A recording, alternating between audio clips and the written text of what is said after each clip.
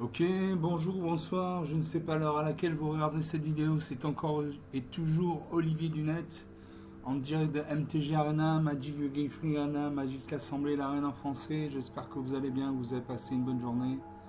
On est le samedi 3 mai, il est 8h20 du soir. J'avais pas le moral aujourd'hui, et puis je me suis dit quand même, je vais pas laisser mes abonnés sans vidéo, donc on va jouer. Je vais jouer avec mon deck Dragon et Gobelin.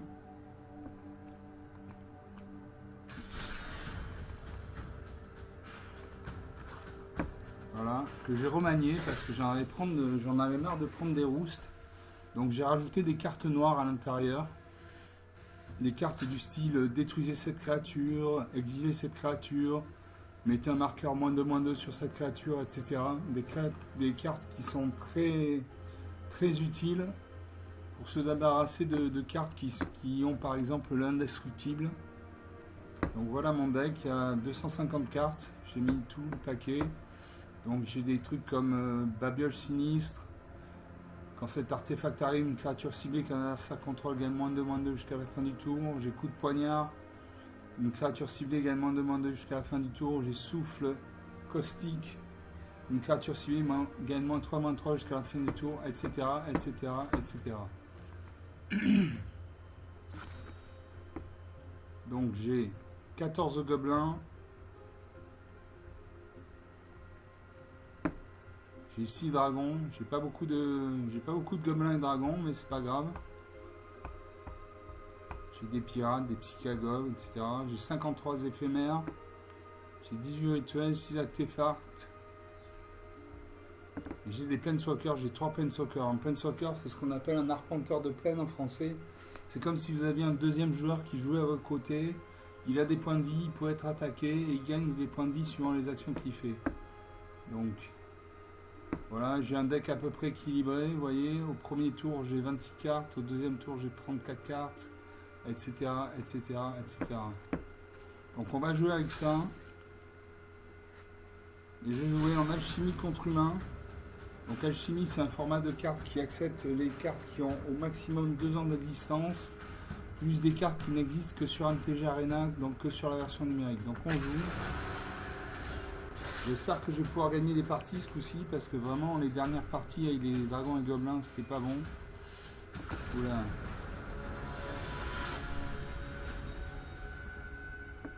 Je joue contre Glaucones. Enchanté Glaucones, c'est une femme.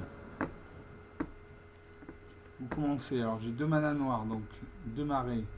J'ai une montagne, donc une mana rouge. J'ai l'attente de la tombe pour un mana blanc. Exilé jusqu'à 3 créatures ciblées des cimetières de vos adversaires. Vous gagnez 3 points de vie. J'ai le distancé l'anéantissement pour 3 mana dans le rouge. Quand cet enchantement arrive, il inflige 5 blessures jusqu'à une cible, créature ou planeswalker. J'ai le chef de faction Enfer Éperon pour 4 mana dans le rouge. Une créature de 4, donc il fait 2 points de dégâts, puis 4 points de dégâts pour être détruite. Les autres aura que vous contrôlez ont la célérité. Quand cette créature arrive, créez 2 jetons de créature 1 rouge mercenaire avec, en activant, une créature ciblée que vous contrôlez gagne +1/+1 jusqu'à la fin du tour. Enfin, j'ai le tyran pyro-jumeau, un dragon pour 5 mana dans 2 rouges, une créature 3/5. Donc il fait 3 points de dégâts, 5 points de dégâts pour être détruite. Elle a le vol. Donc ça veut dire qu'elle ne peut être contrée que par des créatures qui ont le vol ou la portée. La portée, c'est comme si votre créature avait une catapulte dans les mains, qu'elle pouvait se battre contre les créatures volantes. Et si une source que vous contrôlez devait infliger des blessures à un adversaire en permanent qu'un adversaire contrôle, elle inflige le double de ses blessures à sa place. Allez, je garde ces cartes. Je dis bonjour parce que je suis poli. Et je vais jouer un marais. Comme ça, je pourrais faire l'attente de la tombe, je pourrais gagner 3 points de vie. C'est ce que je fais déjà. Voilà, je joue ça. Voilà, je gagne 3 points de vie.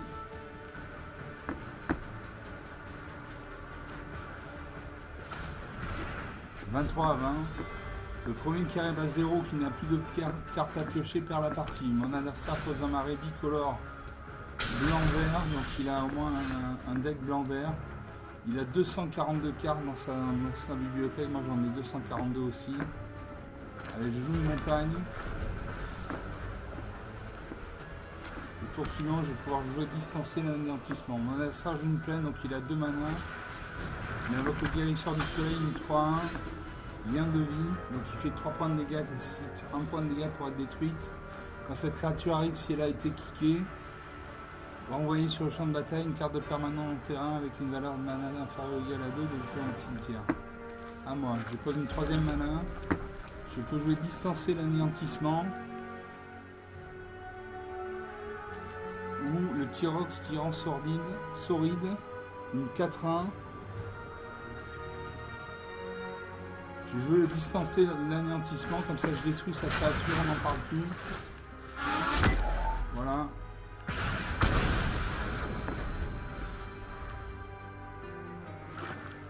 Alors Serge une forêt, donc il a un deck bicolore bleu, vert blanc pardon. Il invoque l'alchimiste à l'OS, une 3-2, donc il fait 3 points de dégâts, 2 points de dégâts pour être détruite. Elle a le piétinement, c'est-à-dire que si elle fait son surplus de dégâts à mon personnage, quand cette carte devient complotée, une créature ciblée gagne plus 3, plus 2 et acquiert le piétinement jusqu'à la fin du tour. Donc à moi de jouer, je pose une 3ème montagne. Je peux jouer le chef de faction Enfer Éperon, une 2-4 qui crée 2 créatures, 2 jetons de créatures à 1 rouge mercenaire, ou le Tyros tirant sordide. Et je joue à la 2-4. Je crée 2 jetons mercenaires avec la célérité. Donc ils peuvent attaquer dès le premier tour suivant.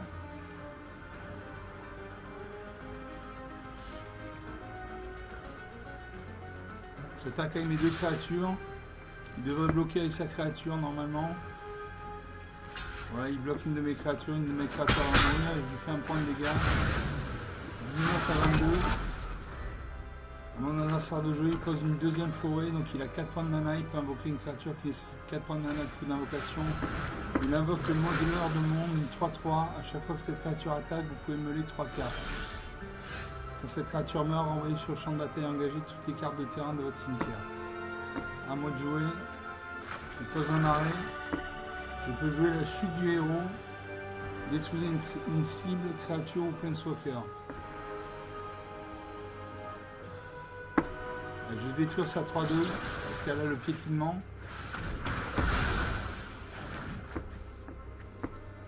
Je peux jouer le Tyrox tirant Sauride, une 4-1. Je n'attaque pas.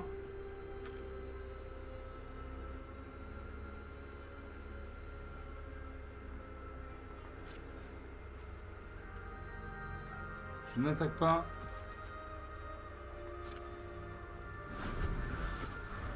À mon adversaire de jeu, il aura sa main. Il pose une 3ème forêt, il a 5 points de mana.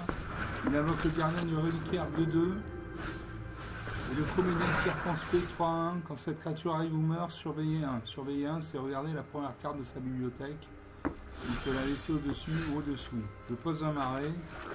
J'ai 6 points de mana et j'invoque le tyran pyrojumeau, une 3-5. Donc vol, si une source que contrôle de infliger des blessures à un adversaire ou un permanent qu'un adversaire contrôle, elle inflige double de ses blessures à sa place. Je vais pouvoir attaquer.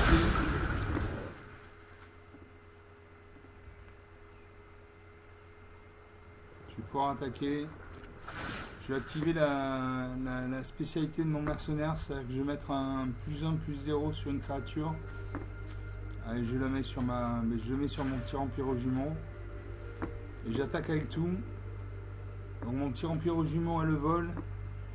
Et en face, il a ni le vol ni la portée, donc je vais faire au moins 4 points de dégâts. J'attaque avec tout.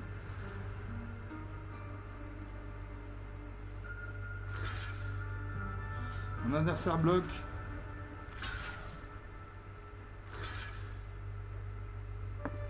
Je vais mettre le comédien circonspect en premier.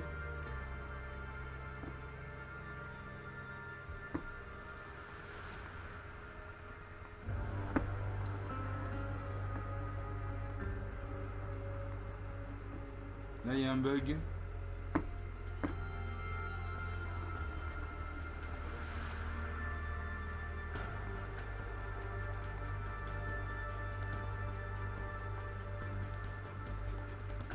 Je ne sais pas ce qui se passe. Deux de mes créatures meurent, mais deux de ces créatures meurent aussi. 19 à 22. Rien n'est joué. Mon adversaire vers sa main, il invoque le faucon de guérisseur à 1, vol, lien de vie, ça veut dire que s'il fait X points de dégâts, il gagne X points de vie. Il invoque la vache, une créature volante 2-2. Quand cette créature arrive, vous gagnez 2 points de vie, regardez, hein, donc 21 à 22. Il attaque avec sa 3-3. Non, il n'attaque pas. Et je peux jouer Liliana, générale de la horde de l'effroi, en Planeswalker. Donc vous voyez en bas à droite il y a un 6, ça veut dire qu'elle a 6 points de vie. Et en suivant ses actions, elle perd ou elle gagne les points de vie. Par exemple, elle gagne un point de vie quand elle crée un jeton de créature de 2 noirs zombies. Elle perd 4 points de vie quand chaque joueur sacrifie 2 créatures de son choix, etc. etc. Donc je l'invoque. Je vais tout de suite l'activer. Je vais créer un jeton de créature de 2 noirs zombies, comme ça elle gagne 1 point de vie. Donc elle passe à 7 points de vie. J'ai une 2-2 sur le champ de bataille. Suivant au combat. J'attaque avec ma 3-5.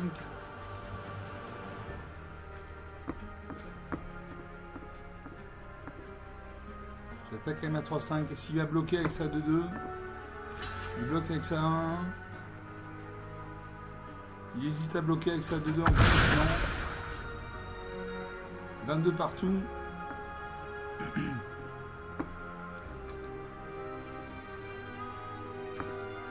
Je termine le tour. Mon adversaire vers sa main, il invoque le sauveur Felidar. Quand cette créature arrive, ciblez jusqu'à 2 autres créatures que vous contrôlez, mettez un marqueur +1/+1 sur elle. Donc il va cibler ici sa 3-3 et sa 2-2, donc ça devient une 4-4 et une 3-3.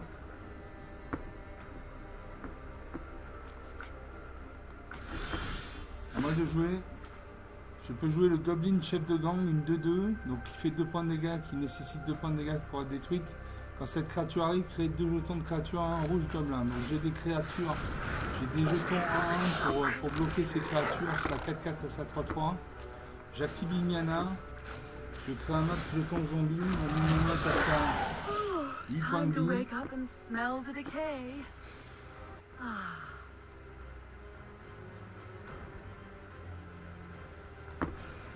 Suivant.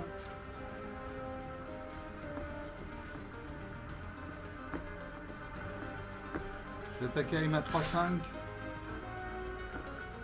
En face, il a une 3-3. Donc il me fait 3 points de dégâts, j'ai 5 points d'endurance, 5-3 égale 2, je survis. Il a 3 points d'endurance, j'ai 3 de force, 3-3, 0, il meurt. Donc s'il va bloquer, s'il sacrifie sa vache, il a 22 à 22, il peut se permettre de prendre 3 points de dégâts dans la tête.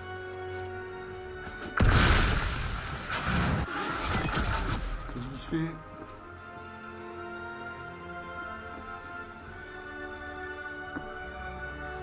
Je termine le tour.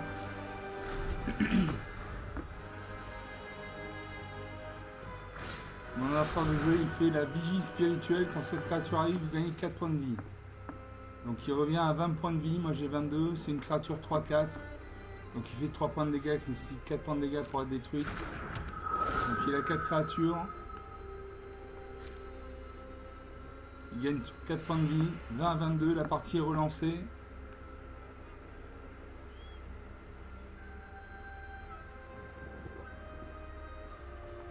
On passe aux attaquants.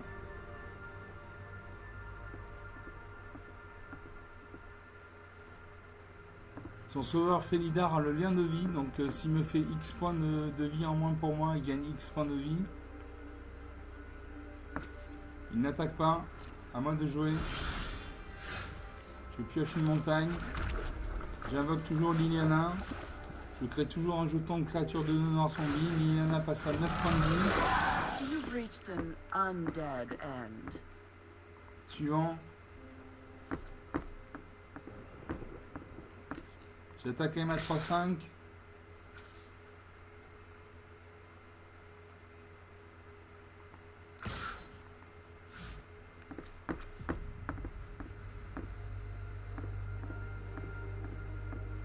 J'attaque avec ma 3-5.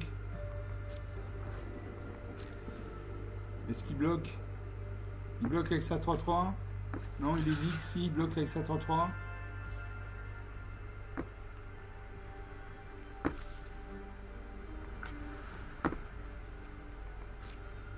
Je détruis sa créature.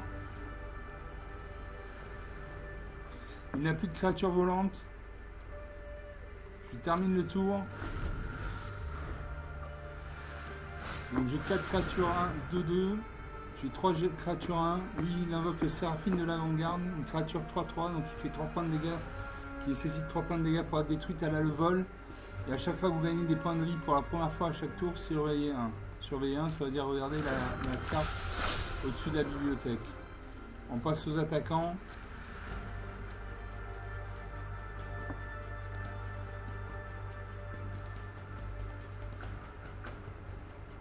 Il réfléchit. Ça commence à devenir une tranchée, ce champ de bataille. J'ai 1, 2, 3, 4, 5, 6, 7, 8 créatures. Plus il y en a. Il n'attaque pas, à moi de jouer. Je pioche le souffle caustique. Une créature ciblée gagne -3 jusqu'à la fin du tour. Donc je paye un coup supplémentaire. Je détruis sa 3-3 volante. Donc il n'a plus de créature volante. J'invoque Liliana.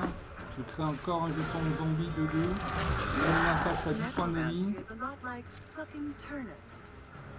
J'attaque avec tout. Je vais faire beaucoup de dégâts.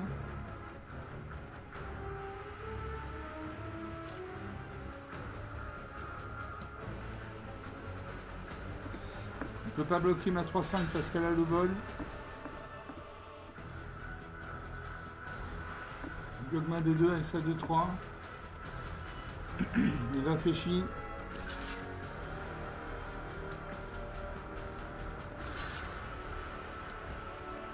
Il bloque.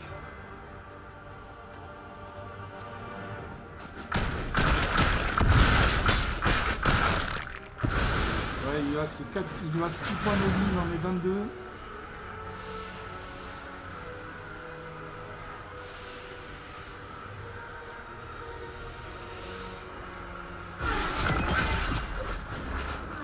Time to get my cats. Give death is such an effective tool.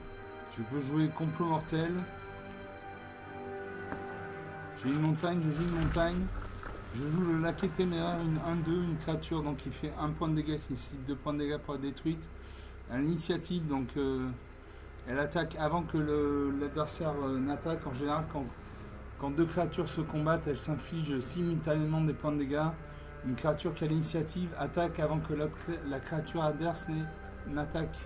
Donc elle peut détruire cette créature avant que cette créature ne fasse des blessures. Elle a la célérité, donc elle peut attaquer dès son arrivée sur le champ de bataille. Je garde le complot mortel pour détruire une cible créature Planeswalker plus tard. Je termine le tour. Là, 22-6, il faudrait vraiment un gros retournement de situation pour que ça change. Il invoque le Sentinelle Magningot, une portée 4-4. Je fais un complot mortel.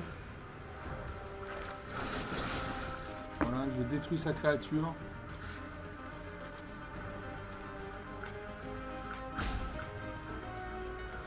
J'annule.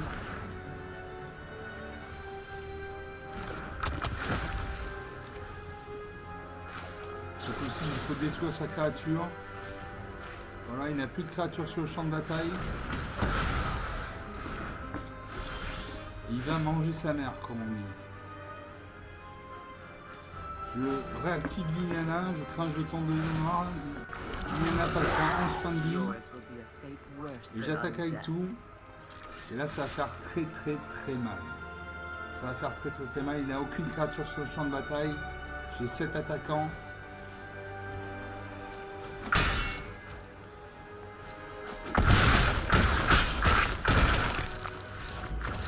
Voilà, moins 16 à 22. 38 points d'écart. Enfin une victoire en 20 minutes. Enfin une victoire avec mon deck Ange et Dragon. Donc j'avais 1, 2, 3, 4, 5, 6, 7, 8 créatures sur le champ de bataille, plus il y en a un. J'avais une 3-5 volante. J'avais des zombies, des gobelins. Donc je suis très content. On va faire une deuxième partie, après je vous laisse parce qu'il y a Colombo. Et on ne rate pas un épisode de Colombo, en tout cas moi je ne rate pas un épisode de Colombo.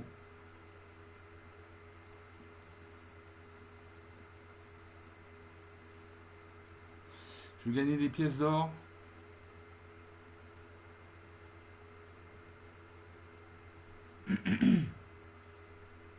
On attend le serveur.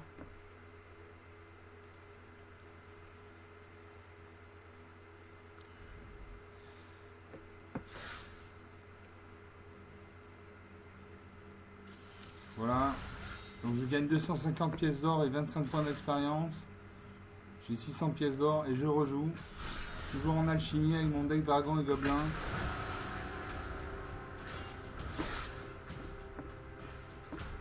Bon, Magic bug un peu là. Description.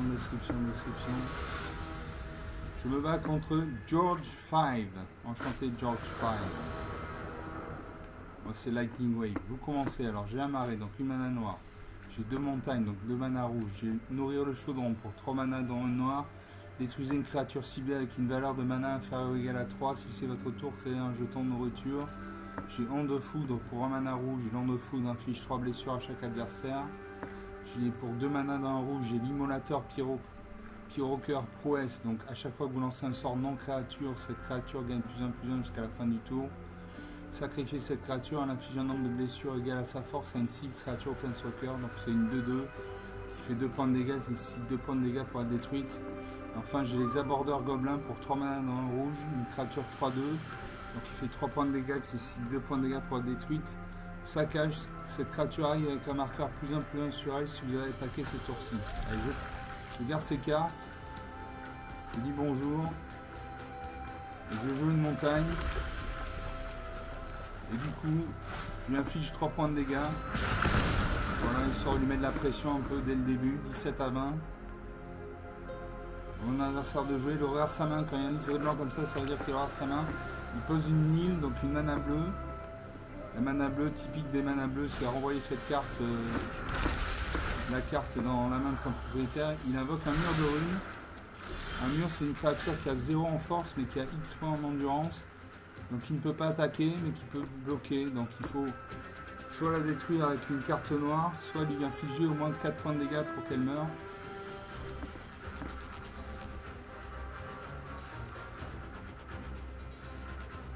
Allez, je vais jouer un marais. Je peux jouer l'immolateur pyroqueur. Une 2/2. Mon adversaire de jouer. Il va avoir sa main. Il pose une deuxième île. Moi je pose une montagne. Je peux jouer nourrir le chaudron. Je détruis son mur de runes.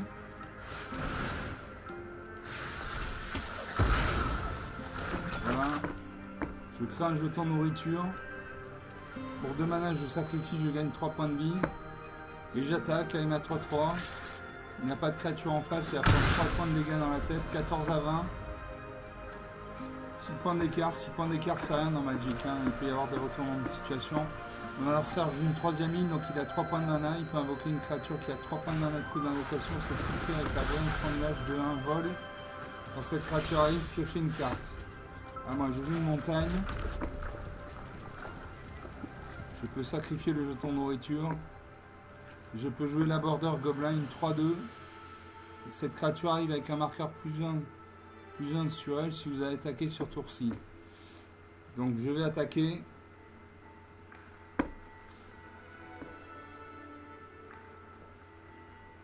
J'attaque. Est-ce qu'il bloque?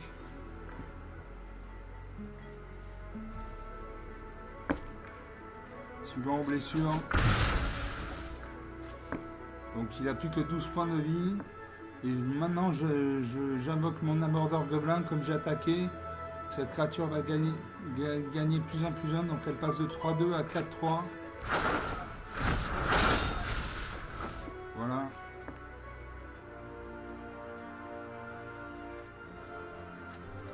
Je vais sacrifier mon immolateur Pyro-Cœur.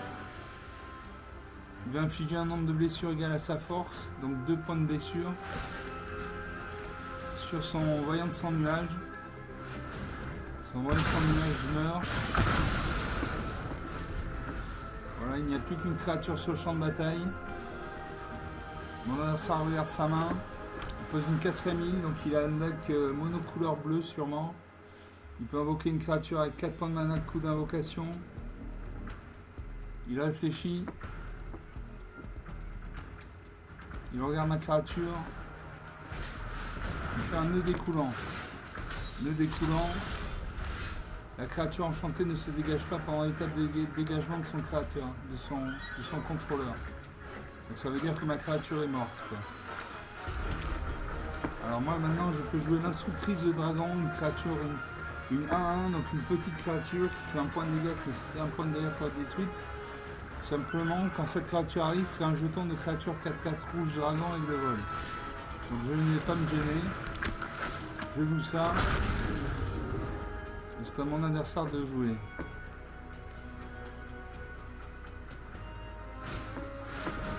Il invoque le céphaloprophète 3-3. Il regarde les 2 cartes du dessus de sa bibliothèque. Il les laisse 2 au-dessus. Et là, je peux jouer le Phénix Immortel, une 5-3, donc il fait 5 points de dégâts. Il nécessite 3 points de dégâts pour être détruite. Elle a le vol. Quand cette créature meurt, renvoyez-la dans la main de son propriétaire. Donc c'est le Phénix Immortel. On comprend bien pourquoi il est immortel. Je joue avec ma 4-4. J'attaque. En face, il n'a ni le vol ni la portée. Il lui reste 8 points de vie, j'en ai 20. Ça commence à sentir bon. Ça commence.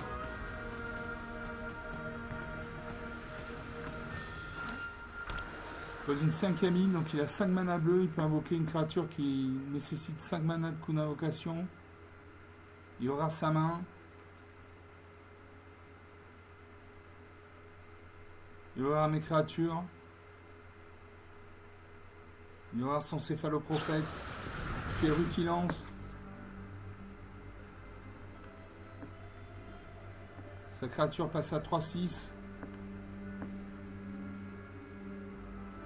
C'est encore à lui de jouer.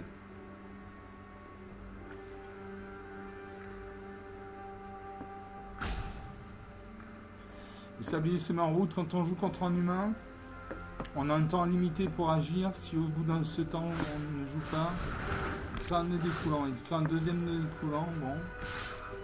Il attaque avec sa 3-6. Je bloque avec ma 1-1. Non, c'était pas encore à moi de jouer. Il réfléchit, peut-être qu'il va invoquer. Non, il peut pas invoquer d'autres cartes parce qu'il a épuisé tous ses manas. Donc je bloque sa 3-6 avec ma 1-1. Voilà, ma 1 meurt, mais au moins je prends pas 3 points de dégâts. Je pose une montagne. Je vais sacrifier le jeton de nourriture, je vais gagner 3 points de vie. Je passe à 23 points de vie. Il en a 8. Sa créature est engagée, donc il ne peut pas se battre. Donc j'attaque avec mes 2 créatures, je lui fais 9 points de dégâts, il meurt.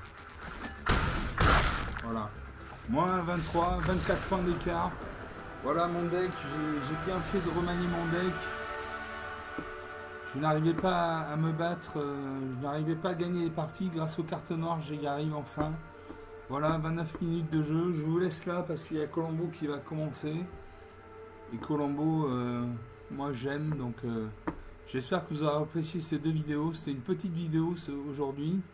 Mais bon, au moins vous aurez eu de quoi manger. Vous aurez eu du Magic aujourd'hui. Allez, je vous laisse. Je vous dis ciao et à la prochaine. Ciao.